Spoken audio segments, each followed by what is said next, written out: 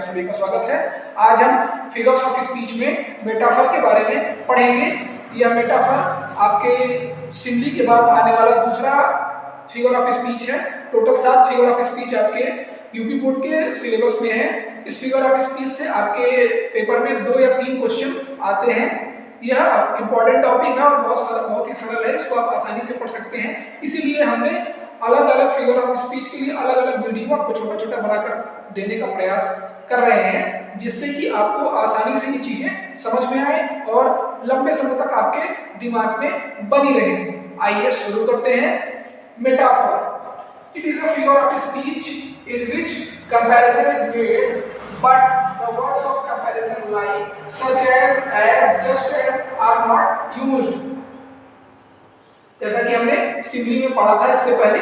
अगर आपने अभी तक सिम्बली के बारे में सिम्बली नहीं पढ़ा है और आप अभी हमारे साथ नए जुड़ रहे हैं तो डिस्क्रिप्शन बॉक्स में मैंने इससे पहले वाले वीडियो सिम्बली का और उससे पहले वाले video what is figure of speech, उसकी डेफिनेशन और figures of speech, kinds of figure of speech के बारे में जो हमने वीडियो बनाया है उसका लिंक हमने डिस्क्रिप्शन बॉक्स में दिया है, आप वहां से देख सकते हैं। और साथ ही साथ हमने अपने चैनल का लिंक भी वहां पर दिया हुआ है, अगर आप चाहें तो हमारे चैनल को सब्सक्राइब कर सकते हैं। आइए शुरू करते हैं।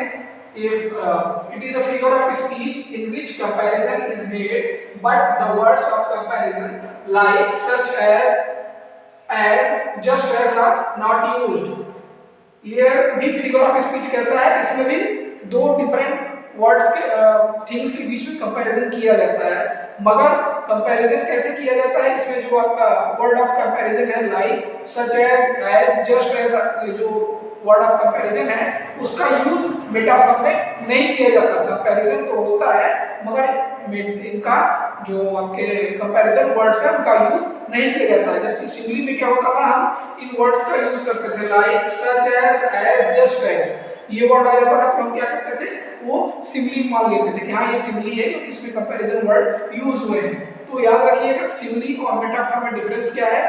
सिम्बली में भी कंपैरिजन होता है डिफरेंट थिंग्स के बीच में और मेटाफर में भी कंपैरिजन होता है, मगर सिम्बली में क्या करते हैं हम like such as just as, इसका यूज करते हैं। वर्ड ऑफ कंपैरिजन ये यूज होते हैं, मगर मेटाफर में जब कंपैरिजन होता है तो इन वर्ड्स का यूज नहीं किया जाता। अगर आपको क्वेश्चन मिले उसमें दिया हो ये वर्ड्स लिखे हो like such as just as, तो आप बताएंगे कि वो सिम्बली का एग्जांपल है। और अगर उसमें ये वर्ड्स नहीं लिखे हैं और कंपैरिजन हो रहा है तो हम क्या कहेंगे कि वो मेटाफर का एग्जांपल है। समझ में बात आई? याद रखिएगा, यही डिफरेंस है आपके सिम्बली और मेटाफर में। क्या डिफरेंस है? सिम्बली में word of comparison like such as just as use किए जाते हैं और मेटाफर में ये वर्ड्स नहीं यूज किए जाते हैं। कंपैरिजन दोनों में होता है, ये ध्यान रखिएगा। आइए एग्जांपल्स देख लेते हैं। The camel is the ship of desert. यहाँ पर कैमल की तुलना किससे की जा रही है? शिप से की जा रही है। शिप क्या होता है? पानी का जहाज, पानी में चलता है ना, तो वैसे ही कहा जो कैमल है वो शिप ऑफ डेजर्ट है। मतलब जैसे पानी में जहाज होता है वैसे रेगिस्तान में क्या होता है? कैमल यानी ऊंट होता है। यहाँ कंपैरिजन हो रहा है मगर दोनों अलग अलग चीजें हैं, दोनों अलग अलग चीजें हैं ना, दोनों के बीच में कंपैरिजन तो हो रहा है मगर वर्ड ऑफ कंपैरिजन ये नहीं यूज हो रहा है, इसलिए ये क्या है आपका मेटाफर का एग्जांपल है। आइए अगला देखते हैं। The Elder,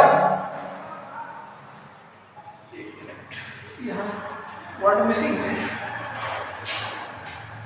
the elder son is,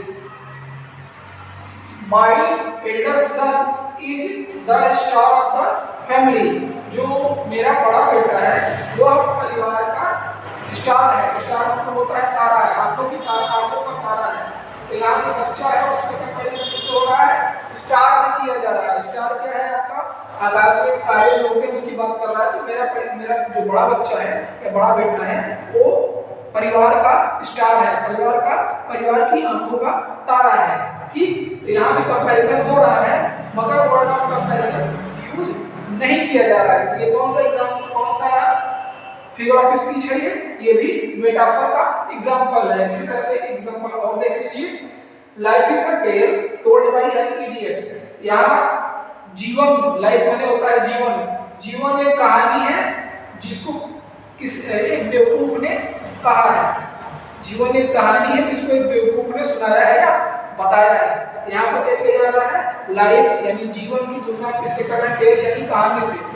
दो वर्ड, दो अलग डिफरेंट टाइप्स के थिंग्स का या ऑब्जेक्ट्स का कंपैरिजन हो रहा है, मगर word of comparison like such as just as इसका यूज नहीं किया जा रहा है, इसलिए ये क्या है, आपका मेटाफर है।